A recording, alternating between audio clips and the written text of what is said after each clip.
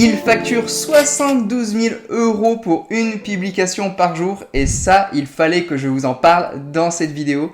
Il n'y a pas si longtemps que ça, j'échangeais avec un ami au sujet des réseaux sociaux, de tous les métiers autour des réseaux sociaux, des agences, des community managers, etc.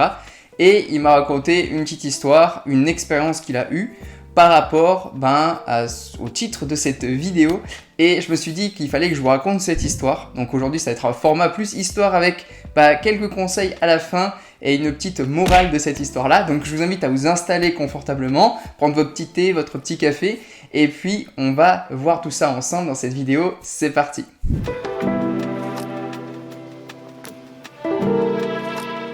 Salut les SEM et bienvenue sur la chaîne YouTube des Community Managers Freelance qui souhaitent faire décoller leur activité avec succès. Donc si tu es nouvelle sur cette chaîne et que tu souhaites te lancer dans le Community Management ou que tu souhaites faire passer ton activité au niveau supérieur, je t'invite à t'abonner, à activer la petite cloche des notifications et également à venir me suivre sur Instagram parce que là-bas on fait du contenu différent. Vous pouvez me poser vos questions, j'y réponds, etc. Donc je vous invite à aller me suivre là-bas également. Donc maintenant pour rentrer dans le vif du sujet de cette vidéo, je vais vous raconter un petit résumé d'une histoire que j'ai eue avec un ami lors d'une discussion il y a quelques temps de ça. Et vraiment, ça va certainement beaucoup vous intéresser de voir que, au final, il n'y a pas vraiment de limite dans ce que vous pouvez facturer. Et à la fin de cette vidéo-là, je vous expliquerai plus en détail moi ce que j'en pense, comment vous pouvez faire par rapport à ce dont on a parlé. Donc en fait, cet ami-là, il travaille, alors il est en alternance dans une grosse boîte, donc une boîte assez corporate avec pas mal d'employés, bien structuré tout ça. Il est en alternance là-bas dedans, et lui, à côté de ça, il a déjà fait du community management, il a déjà eu avec quelques prestataires en mode délégation, tout ça, il a déjà fait un peu des choses là-dedans. Et du coup, quand il arrive dans une entreprise, la première chose qu'il regarde, ça va être par rapport aux réseaux sociaux, leur marketing digital, tout ça. Et là, il est en alternance justement dans cette entreprise-là, donc il est en alternance, mais à côté, il est en micro-entreprise aussi. Il a son activité aussi. Et du coup, ce qu'il me disait, c'est que ce qui est marrant, c'est que j'ai vu que dans cette entreprise-là, quand je suis arrivé, ils avaient déjà des réseaux sociaux et des personnes qui s'en occupaient. Et là, il me dit, c'est une entreprise, donc là, c'était une entreprise dans tout ce qui est nourriture, tout ça, donc ils avaient des réseaux sociaux où justement, ils faisaient des vidéos là-dessus, donc pas mal de Reels, TikTok, tout ça. Et il me dit, et là je lui dis justement, du coup, est-ce que c'est toi qui t'en occupes, tu t'occupes de ça, tu fais des trucs pour leurs réseaux sociaux et tout? Il me dit, non, mais pas du tout, il y a déjà une agence qui est en place. Et je lui dis, ok, du coup, qu'est-ce qu'elle fait cette agence? Elle fait des choses bien, qu'est-ce que t'en penses et tout? Et là, il me dit, justement, c'est de ça dont je voulais te parler, c'est que cette agence, justement, c'est pas du tout incroyable ce qu'ils font, quoi. Là, il me montre, et en effet, c'était assez basique, mais avec ce qui est possible de faire dans tout ce qui est thématique nourriture, on peut faire des super belles vidéos, des trucs super virales. Là, c'était pas spécialement incroyable. Et on se disait tous les deux, nous, si on était, si c'était notre client, on pourrait faire des trucs vraiment mieux par rapport aux standards qu'on a, quoi. Et je lui dis, ok, écoute, c'est comme ça, et du coup, combien ils facturent, comment ils fonctionnent, c'est quoi leur offre et tout. Et c'est là que c'est intéressant, c'est qu'il me dit, cette agence-là, elle prend 6 000 € par mois. Et là, je regarde, je fais, ok, 6 000 € par mois, ils font quoi pour ce prix-là? Ça doit être des sacrées prestations. Et il me dit, non, en fait, ils font ce que tu es en train de voir là, ils font juste une publication par jour sur TikTok, sur Instagram, des vidéos comme ça, qui n'étaient pas incroyables non plus. Donc ils devaient faire énormément de bénéfices sur les 6 000 €, ça ne devait pas leur coûter extrêmement cher en frais. Et là, j'hallucine, je lui dis, attends, mais tu es en train de me dire que là, ils sont en train de vendre 6 000 € par mois, une publication par jour sur les réseaux, c'est tout ce qu'ils font. Ils font juste ça. Et il me dit, ouais, c'est juste ce qu'ils font. Et il me dit, attendez, là c'est pas tout, il m'a achevé. Il me dit en plus, il faut savoir que sur ce type d'entreprise-là, vu que c'est des grosses usines à gaz, en fait, c'est que les grosses boîtes comme ça, ils te prennent sur des contrats d'une année. Parce qu'ils peuvent pas te tester un mois, puis après tout rechanger. C'est pas comme des petites entreprises où ils peuvent rapidement vous tester et arrêter si ça leur convient pas.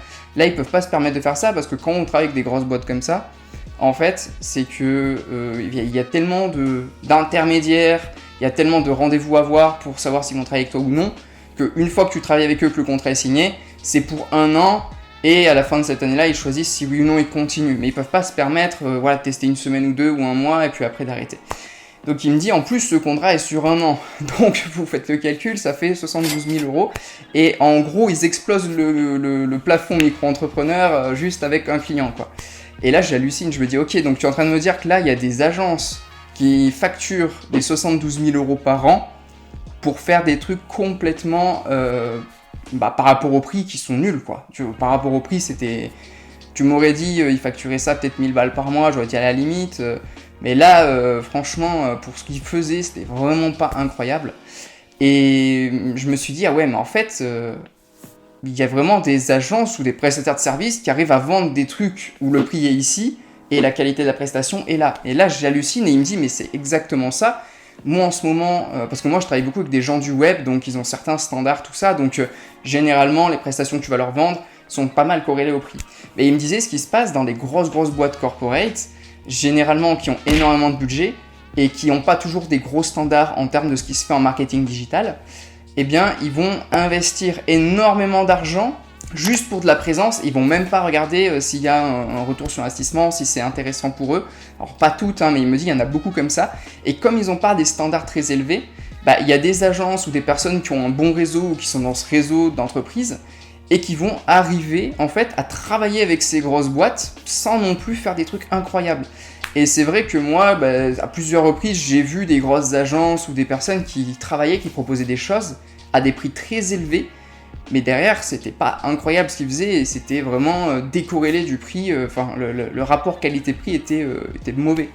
Et en fait, il me dit, il y a énormément de prestataires ou d'agences, au final, qui vont proposer des trucs très basiques, mais à des prix extrêmement élevés, parce qu'ils sont dans ce réseau de grosses boîtes, donc ils connaissent ces grosses boîtes, ou les dirigeants de ces grosses boîtes-là, et une fois qu'ils ont travaillé avec une, ils vont être recommandés par d'autres. Comme ces boîtes-là, des fois, n'ont pas des standards très élevés, ou savent pas trop ce qui se fait dans le top du top dans le digital ou par rapport au prix, et qu'ils ont énormément de budget, ils vont être capables de mettre plusieurs milliers d'euros par mois pour des prestations très simples, pour des choses qui seront pas forcément incroyables. Donc, et après ils vont aller recommander, si vous faites le boulot, l'entreprise doit poster tous les jours, ils sont réguliers, ils leur font des rapports, des trucs comme ça, et puis après ils doivent être satisfaits, ils les recommandent à d'autres. Et c'est comme ça qu'il y a des gens ou des agences qui font rien d'incroyable, vous en avez peut-être vu, vous me direz dans les commentaires, des personnes qui vont facturer des prix énormes, pour au final pas faire un travail qui est excellent, et qui vont être recommandés, qui vont travailler avec des grosses boîtes. Il y en a pas mal comme ça, et c'est ce qu'il m'expliquait. Il me disait, une fois que le plus dur, c'est de rentrer dans le réseau de ces entreprises-là. C'est très compliqué de travailler avec des grosses boîtes, de facturer des prestations comme ça, parce que faire partie de leur réseau, il faut arriver à rentrer dedans. Mais par contre, une fois que tu y es, ils te recommandent assez rapidement, et on voit même des personnes qui font du travail qui n'est pas incroyable et qui sont recommandées.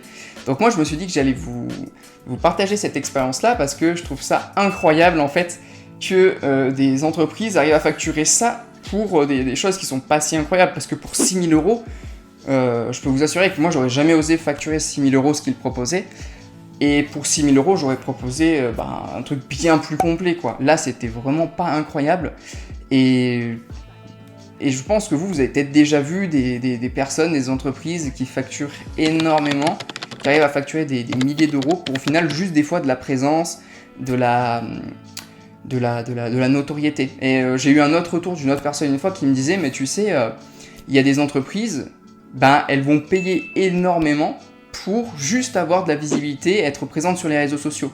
C'est-à-dire qu'il y a des entreprises, elles vont payer des milliers d'euros du community management, la présence sur leurs réseaux sociaux, l'activité de leurs réseaux sociaux, sans forcément attendre de retour sur investissement direct. C'est-à-dire que si elles mettent 5 000, 6 000, 8 000 euros par mois sur leurs réseaux sociaux, elles vont pas forcément chaque mois regarder est-ce que mon investissement, il y a eu un retour, tout ça, parce que c'est des énormes machines qui ont énormément de budget, qui visent vraiment sur la masse et la visibilité. C'est un peu comme quand Coca-Cola fait une pub lors de la Coupe du Monde. Quand Coca-Cola il paye je sais pas combien de millions ou même de milliards sur les événements Super Bowl ou choses comme ça pour être présents, ils vont payer des sommes astronomiques juste pour qu'on voit leur marque à la télé lors de gros événements. Et calculer un retour sur investissement là-dessus, déjà ça m'étonnerait qu'ils récupèrent leur retour sur investissement, et en plus c'est super compliqué à calculer. Donc il y a des grosses boîtes comme ça que vous allez pouvoir facturer assez fort. et qui vont vouloir juste de la visibilité, être présents sur les réseaux. Alors il y en a qui vont avoir des standards plus ou moins élevés, il y en a qui n'ont pas du tout des standards élevés. Donc, et ça peut être une force, si vous avez possibilité avec certaines grosses boîtes comme ça, et que vous êtes capable de montrer que vous pouvez faire mieux que les personnes qu'ils ont embauchées, ça peut être super intéressant. Mais c'est pour vous dire qu'il y a des entreprises, même pas pour avoir des choses excellentes, elles peuvent mettre beaucoup d'argent.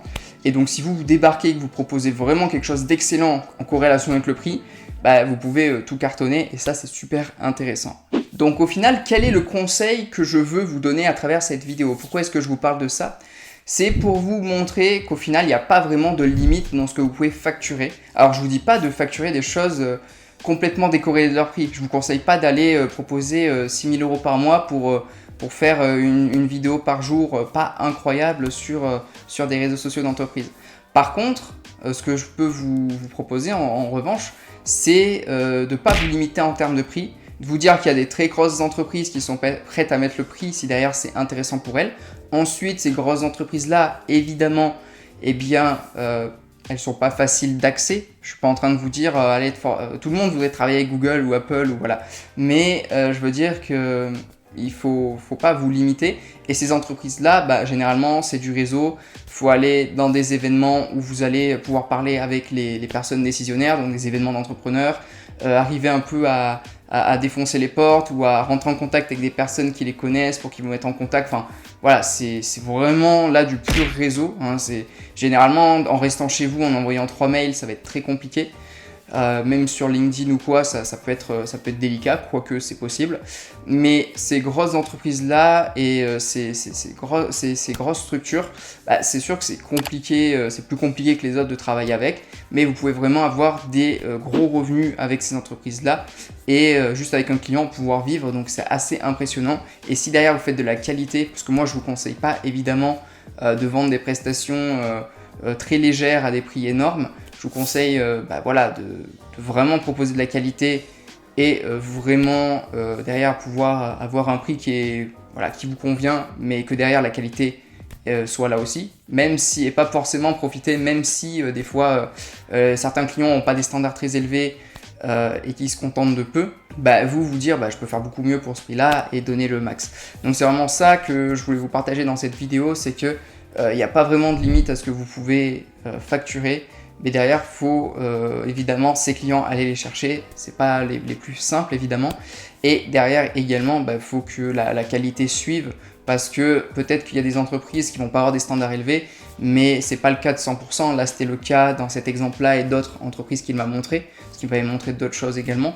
Mais si vous savez faire mieux que les entreprises qui sont en place, là, si demain il y a une agence qui débarque et qui fait 10 fois mieux que cette entreprise-là pour le même prix, et qui débarquent et qui leur disent le prix, nous ce qu'on vous propose pour le même prix, l'autre agence va dégager et va prendre l'autre, tu vois.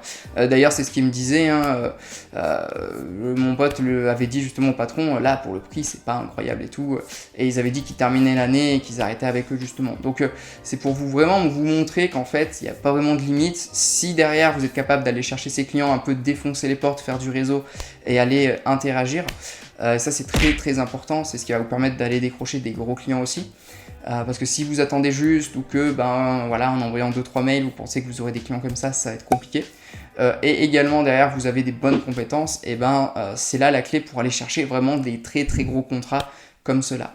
Donc voilà les CM, dans cette vidéo je voulais simplement vous faire un retour sur cette histoire là, sur ce retour d'expérience et un peu quel est la morale à en tirer et quel est le conseil à en tirer également.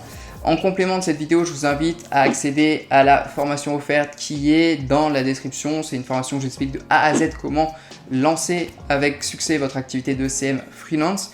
Également, je vous invite à aller voir toutes les autres vidéos de ma chaîne YouTube, à vous abonner à cette chaîne YouTube, à me suivre sur Instagram également. Le petit commentaire pour me dire si vous avez déjà vu aussi des freelances ou des agences qui facturent à des prix pas possibles pour au final pas forcément délivrer quelque chose d'incroyable. Et puis les CM et les futurs CM, on se dit à très vite sur la chaîne YouTube, il y a des vidéos qui sortent chaque semaine. D'ici là, déchirez tout, à très vite.